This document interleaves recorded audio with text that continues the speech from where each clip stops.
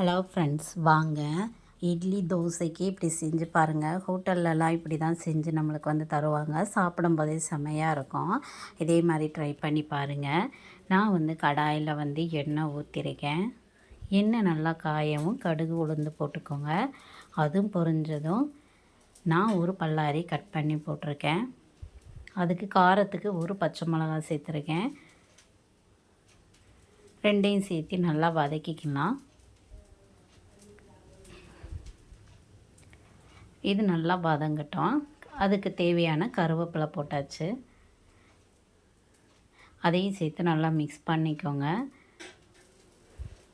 நான் இதுக்கு 2 தக்காளி பழம் கட் பண்ணி வச்சுருக்கேன். அதே இதோடு சேர்த்து நான் மிக்ஸ் பண்ணியிருக்கேன்.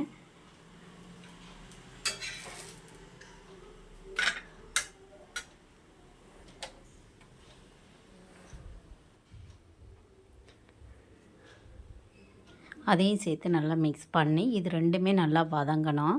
தக்காளி வந்து நல்லா வதங்கிடணும். அப்போ தான் இதுக்கு வந்து கொஞ்சம் டேஸ்டிங் கிடைக்கும். அதனால் இதுக்கு தேவையான அளவு உப்பு போட்டு நான் க்ளோஸ் பண்ணி வச்சிட்றேன்.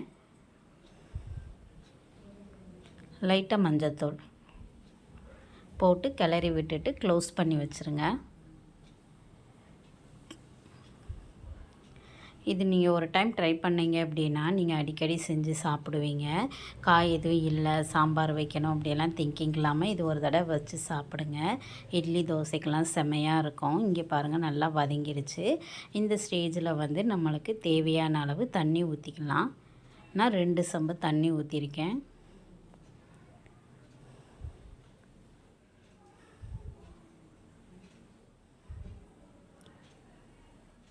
நான் வீட்டில் அரைச்ச மசால் பொடி வந்து தான் இதுக்கு சேர்த்துருக்கேன்.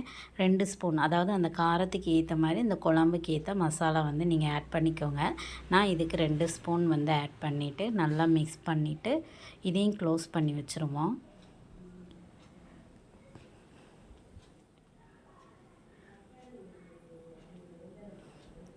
க்ளோஸ் பண்ணி வச்சுருங்க. நல்லா கொதிக்கணும். இந்த ஸ்டேஜில் வந்து நான் கடலை மாவு வந்து தேவையான அளவு உப்பு போட்டாச்சு. இங்கே பாருங்கள் நல்லா கொதி வந்துருச்சு. இந்த ஸ்டேஜில் வந்து நான் கடலை மாவு எடுத்து நல்லா கரைச்சி வச்சுருக்கேன்.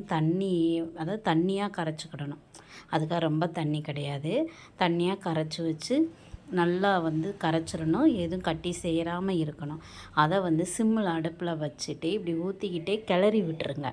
இல்லை அப்படின்னா கட்டி சேர்ந்துடும். கட்டி சேர்ந்தால் டேஸ்ட் இருக்காது உங்களுக்கு. ஸோ சிம்மில் வச்சு நல்லா கிளறி விட்டு ஊற்றி முடிச்சும் ஒரு 2-3 மினிட்ஸ் நல்லா கிளறி விடணும். கிளறி விட்டுட்டு இப்போ கூட்டி வச்சுருங்க. இப்போ வந்து தேவையான அளவு உங்களுக்கு தண்ணி எவ்வளோ தேவையோ அதை ஆட் பண்ணிவிட்டு கொதிக்க விட்டு ஒரு கொதிக்கு வரவும் இறக்கிருங்க. ஒரு டேஸ்டியான சைடிஷ் வந்து இட்லி தோசைக்கு ரெடி ஆகிடுச்சு. ட்ரை பண்ணுங்கள். பிடிச்சிருந்துச்சுன்னா கமெண்ட் பண்ணுங்கள், லைக் பண்ணுங்கள், சப்ஸ்கிரைப் பண்ணுங்கள் ஃப்ரெண்ட்ஸ்.